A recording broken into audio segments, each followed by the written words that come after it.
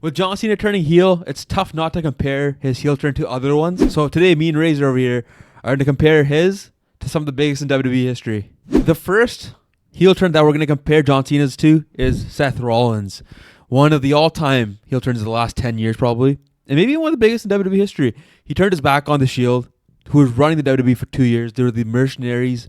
They jumped everybody. They attacked everybody. They made a name for themselves.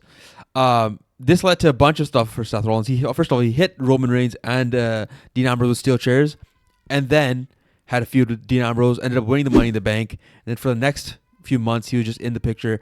And finally, he went to the main event scene at Royal Rumble against John Cena and Brock Lesnar. And then finally cashed in his Money in the Bank at WrestleMania 31, and he won. He beat Roman Reigns, and it was probably the first time anybody's ever done that at the time. Somebody cashes in the middle of a match and wins it themselves. The biggest thing about this heel turn to me was that it set him up as a main eventer from that point on. Obviously, he won the WWE title, had a bunch of great matches against John Cena, had a bunch of great feuds, defended against Dean Ambrose, obviously got hurt at the end, and comes back. And kind of ends his heel turn right after he comes back with an injury. What do you think about that, Razak? What do you think about this whole heel turn he had? I like the heel turn because it's like lore now, you know what I mean? Yeah. Like it's brought back to every single point when Roman Reigns and Seth Rollins gets into the ring. It's always brought to that point. Is it like, is Seth the reason why this monster's created, the Tribal Chief, right? Yeah. Because that's what always gets said, right? They're acting like Seth is the Joker and Roman Reigns is the Batman, it is. right? Like that the sense of like, oh, who created who now is the question, right? Yeah. Did Seth Rollins create Roman Reigns or did Roman Reigns create Seth Rollins? Just by the sense, but I think I like this heel turn because like you said, established Seth Rollins as a main eventer, right? Yeah. Because you could tell who they were pushing. 100%. Roman Reigns was their guy at the time. Seth Rollins was the first one to take because he's experienced at the time too, right? So he's the first one to take over and get to the main event scene over both those guys, right? Dean Ambrose and Roman Reigns. And I think he just his characters, and he does a great job of evolving his characters. Yeah. I don't think when you look at Roman Reigns, like he didn't really he struggled to. I think the first 6 years Roman Reigns were the worst. I mean, I would race him if I was Roman Reigns. After the Shield broke up, I think Roman Reigns probably had the worst run of all of them. Yeah. And Tribal Chief was the best run out of all of them too. Yeah, exactly. So I think, so if I'm comparing this one to John Cena's heel turn, I think John Cena's heel turn is still better. I also agree it is better, but I just it's like you can't forget because the Seth Rollins and Roman Reigns one. This could be like a feud for like another 3-4 years, right? Yeah. It can just keep going. And it just always goes back to that one moment when he hit him with the steel chair. Yeah. They always show it. They always show it in every single package, right? Do. He hits him with the steel chair, and they're like, that's the moment. That's the moment one of them became Batman, one of them became Joker. I think they do a good job of using this as like you said, Joker versus Batman. That's like the best way to put it. It's a great way. It's a great callback. The one thing I think is that John Cena's was obviously more surprising. Seth Rollins was surprising at the time, but he was still up and coming. He was still new to the scene technically. 2 years in on the main roster. So I think I'm picking John Cena's over this one still. Yeah. One thing I wanted to add is also the fact that it's just great. This is probably one of the best storytelling. Like, when you think about all the other heel turns, we don't know where this John Cena one's going, but this one, the fact that it just gets mentioned all the time, that's great storytelling in a long period of time. You don't really see that with feuds, right? You know what I mean? You don't see that with other heel turns. Most heel turns is just like dead after that, right? They get buried after the guy turns face. They're like, oh, that never happened. Don't forget about that. But then this one, it's like they're both faces, but they're going to keep bringing it up over and over again, just to make sure this is where it all started. The next heel turn is Shawn Michaels turning on Marty Jannetty, his longtime tag team partner in the Rockers. This was similar to Seth Rollins because it kind of led to Shawn Michaels turning into a star. So back in 1992, they'd been wrestling as a tag team for a long time as the Rockers. Shawn Michaels kicked him. He switched in music to him and then threw him through a glass on the barbershop, I think that was called. This is way before my time, so I didn't really see it live. But I always remembered it growing up. Whenever I would watch anything WWE related, they would show it up. And I remember The Miz, when he was in a tag team with John Morrison, he'd always reference it. He's like, I'm Shawn Michaels. I'm going to be Shawn Michaels. John Morrison's Marty Jannetty. And, he kind of was pushed like that. So this was a breakup or a turn that was referenced a lot. Yeah.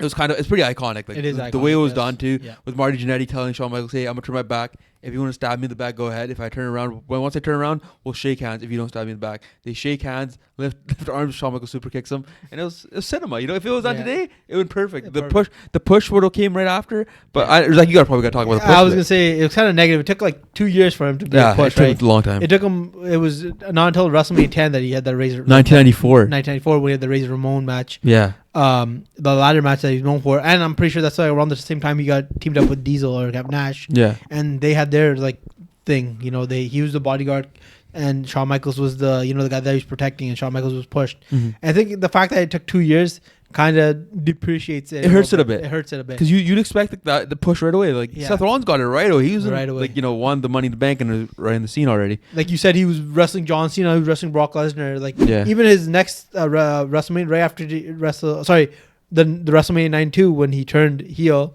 Yeah, he fought Tino Santana, right? Yeah, and like who's that? We don't even know who that is. What? I've watched all Rumbles and I still have no idea who he is. And that doesn't help. Like in this case, like if you're talking about great heel turn, in the moment it's a great heel turn, right? That moment is a great heel turn. But what led to it isn't. Like when we talk about the Seth Rollins one, that it's 10 years spanning. That one is continuing. This one it took 2 years for it to be like, oh, it still gets brought up because the moment's so good, but the rest of the heel turn was not great. Yeah.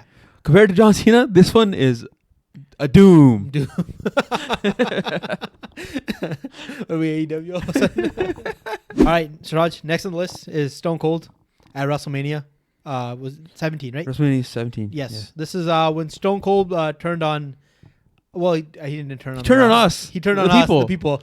He teamed up with Vince McMahon. Yeah.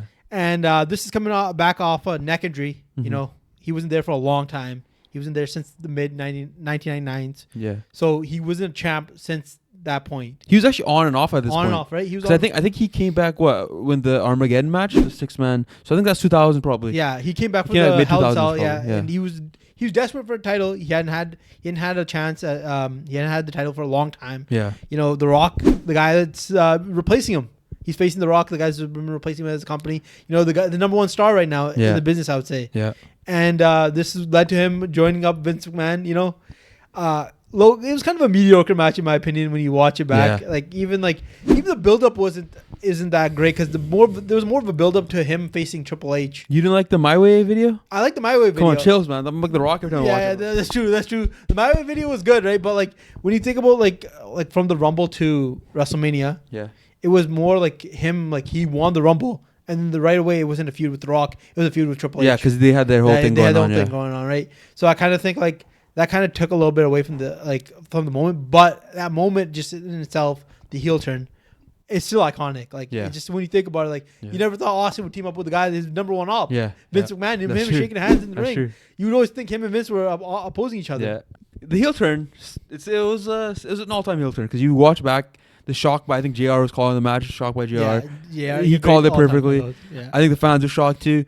I just think that the rest of the heel run was mediocre. It was mediocre in my opinion. Because Austin was kind of just like the opposite of Austin. And I think Stone Cold said it himself like in recent podcasts when he talks about the heel turn. He's always like, I should just stayed as myself as a heel. Like been Stone Cold but the heel version of Stone Cold Steve Austin. Instead of being this coward, like running away from all the guys, getting scared of all the guys, he was there to scrap but also get his ass kicked at the same time. I think that's what he wanted. Which is why I think this heel turn is a perfect one for John Cena and WWE now to learn from. And be like, these are mistakes we can't be making here with John Cena and his heel turn. The one good thing I did like about it was him and Triple H teamed up, you know, the 2-man power trip. Even though I hated the fact that they were cowards. They ran away, like, you know, it just took away from Austin's character as a person. Because remember, like Undertaker Kane would come up back in the day, in like the early 90s. Like he wanted to smoke. He would want to smoke. He'd be like, you two versus me, let's go. Steel chairs and everything. And now you have Triple H with you. It's like, no, I'm running away now. Should have never been cowards. They should have been sticking up. Yeah. But what do you think about John Cena's turn compared to this one? Because this one as a turn is still iconic. Because at the time, Stone Cold was still pretty active, even though he came back like recently. He was only away for a year, I think. But I think he was still an active wrestler at the time. Compared to John Cena being away pretty often, I think these are two different heel turns. These are two different heel turns. But if I would have to pick one, I would say Cena still. Yeah. Because just the fact that Cena was the ultimate good guy. Yeah, the ultimate good guy. Yeah, true. Stone Cold was a bad guy. He was an anti-hero. Yeah, right? He was just saying F you to Vince. That was his main goal, right? Yeah. But John Cena, he was doing everything the right way, right? even when John Cena won the match at Elimination Chamber, that's not a John Cena tactic of taking advantage of someone that did something. He was yelling, he was screaming sorry at one point. Yeah. He was still playing the character. You know? He was still playing the character. Exactly. Sorry. Yeah. And it just, in my opinion, just makes a lot of. I think that just the whole story of John Cena turning heel makes more sense because it's so long, such a long run of him just being face. And the hope of him turning heel was gone too. Yeah. And it just came back out of nowhere for us. Out of nowhere, yeah. Up next is probably the greatest heel of all time turning heel was Vince McMahon with the Montreal Screwjob against Bret Hart in Montreal in a championship match against Shawn Michaels. Most people have probably heard the story by now. Bret Hart wanted to stay with the WWE, but the WWE couldn't pay him, just like they couldn't pay Kevin Nash and Skull Hall and all these guys who went to WCW. Bret didn't want to drop the belt to Shawn Michaels at the time because him and Shawn Michaels didn't get along. So what Bret did, he's like, I'll beat Shawn Michaels at Survivor Series, and I'll drop the belt next night on Monday Night Raw.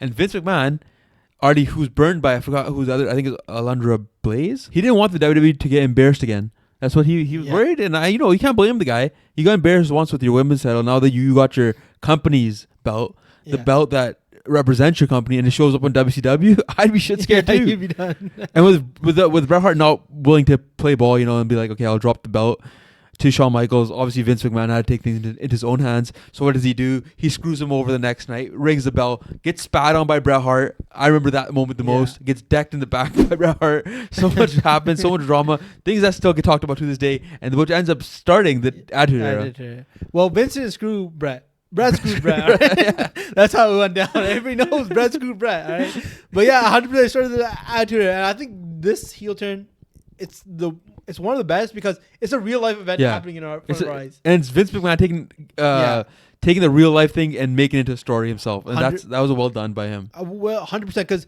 before that, like Vince, you didn't know much about Vince. You knew he was a commentator, right? Yeah. And now he's like in the face of the fans, and now he's a character himself. Now he basically created himself into the biggest heel. Yeah. As you said in the intro. Yeah. He probably is the biggest heel in wrestling history. Yeah. As a person, and as a wrestler on TV. On TV, he's the biggest heel, biggest comeback, Yeah. and he just did it. He created himself in that moment, and I think that's one of the great things. Because now, if you think about it, look at all the great things that led to him being the villain. It led to him versus Stone Cold. It led to him versus all those matches versus DX.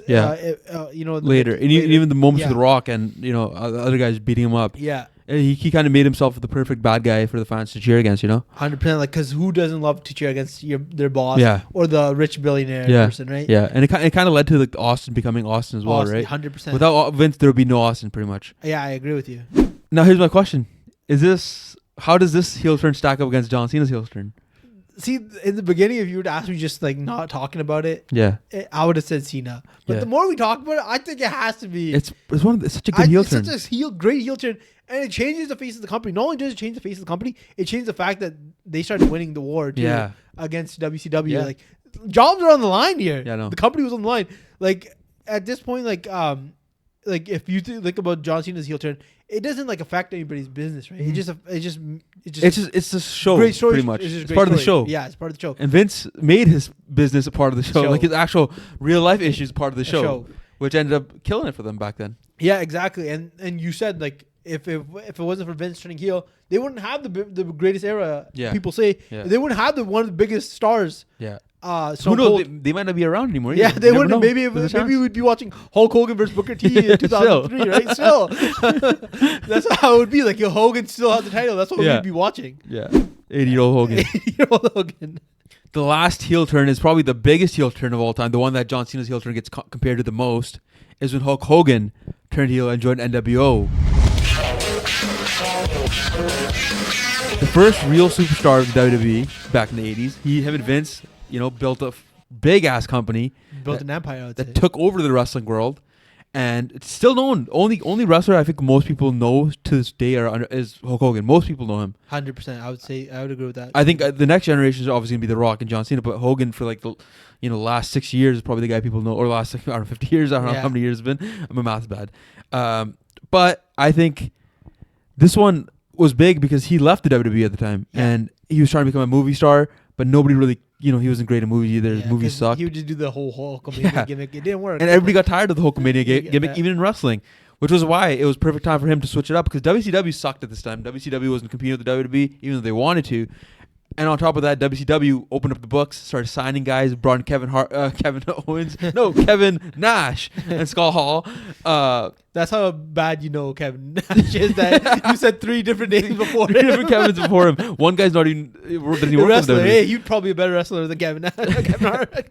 Kevin Nash, sorry. So those two show up. They introduce themselves as the outsiders. Hogan sees this and sees how much the fans are loving this, right? Yeah. And you know, classic Hogan, got to make it about himself. Creative control. He's like, let me in, brother. I'm the third man, brother. Who's the third man? Me. So he inserts himself into the storyline. Shows up. What is it? The bash at the beach. Yeah, bash at the beach. Drops a leg drop on his good old buddy Macho Man Randy Savage. You know, they're good friends. Yeah. And everybody goes nuts. Here's one thing I'll say about this heel turn and why I think it's probably the greatest heel turn of all time to this day is the fans' reaction. People started throwing things into the ring. Yeah. People started running into the ring and getting attacked by security guards. These people were actually hurt. Yeah. Where wrestlers fans today, when they saw John Cena, it was like, oh, a shock, but it was no real pain. It was like, oh wow, he turned heel. Did it. He finally did it. It was more of like excitement, you know, like we got what we wanted. Where Hogan turned his back on people and people were like, what the fuck? You're not supposed to do that. My only problem with him turning heel is the fact that you also mentioned it, like Kevin Nash and Scott Hall set this whole thing up. Yeah. They did the whole legwork. Yeah. And, just for him, like, that's a great play on words, like when I said legwork, because he just comes in just one leg drop. And it's like everybody's like, Hulk Hogan turned heel. That's the biggest. He just stole the thunder. Classic Hogan, he had in the contract since day one. I guess he'll every moment. But to be fair, yeah, Hogan turning heel legitimized WCW. 100%. Because that's when they started winning the ratings war, right? They started taking over, being the WWE for like, I don't know how many weeks, how many months. They were kicking their asses for almost a year at least, or maybe even more. It forced WWE to change because remember WWE before that was like all about cartoon characters. Yeah. A clown coming, Doink the Clown coming down, the barber coming out. Kane, what's Glenn Jacobs playing fake Kevin Nash? That was their whole thing. Yeah, and Diesel, and then remember he was a surgeon before that. Yeah. There's only one character that worked out for the whole gimmick. That was the Undertaker from that point 100%. On. But like the fact that these guys it took that long for Vince to finally have competition change his ways. Yeah. I think it led to greatness because of this moment. Mm-hmm. It led to WWE changing and having Stone Cold, The Rock, Triple H, all those great wrestlers and great moments that we grew up with. Yeah. It was all started because Hulk Hogan turned heel. Yeah, Hulk Hogan stole thunder and wanted to make it about himself. And he killed it. He did it. Great call by Hogan for once. Finally does something right for once in his life. But at the same time, he also killed the company. At the same time. Yeah, then he took over a bit too much. But I'd say this is the greatest still to this day. But here's the thing. If John Cena, we got to see how this plays out still, right? If John Cena has unreal heel run, and if only this was longer, if he had another 2 years, we could actually see how great could have really been. But I think if he has a good run right now, then we could actually talk about him compared to Hulk Hogan. But right now, I'd still give Hogan and even Vince McMahon a nod over. Hey, they could have a third man moment too themselves right now. They could. Yeah, they probably will. Yeah, add one more. But I agree. It's gonna be Hulk Hogan this time again. Hulk Hogan. I know. I thought it would be Ric Flair. Kind of nature coming in one match, but him versus Cena, whoever wins gets the 17. But I think, in my opinion, I agree with you 100%. We just gotta watch out how this one runs out. Plays out, because if it ends just at WrestleMania, Cody Rhodes wins. Right? It kind of seems like it was a big moment, but then it kind of it kills it. Kills it, right? Yeah. But if John Cena or something else happens, like you mentioned, maybe Cody Rhodes double crosses and he goes here, right? Yeah. If some other big moment happens, this might be a catalyst for the next 10 years of Cody Rhodes being the next star. That's true. We don't know what could come of this. And I agree with you. We gotta wait till the cards play out because John Cena could steal the moment. Yeah. But for me right now, if I were to rank, I'd say Hogan's still number 1. Yeah. Then the screw job. Then Cena third. And then Cena third. Yeah, I agree. Heel turns to me are my favorite part of wrestling. 100%. Because they're always leads to some kind of fun. Because heels are, I'm a grown ass man, so obviously I like the bad guys for the good guys nowadays. But I'd say a good heel turn, it just, everybody tunes in. So many people talking about John Cena's heel turn. I'm pretty sure back in the 90s, if they had social media, people would be talking about those heel turns too. John Cena's heel. Now I'm heel, right? That's the meme going around. I'm heel too now. Anyways, that's another video on John Cena's heel turn. I think we have 3 now. So go watch the other 2 because they're actually pretty good. We put in some work on that. Like, subscribe, comment. Let us know if you thought John Cena. If you think John Cena's heel turns are better than Hogan's and Vince's, let us know. Because that's actually an opinion I want to hear. Anyways, see you in the next video. Peace.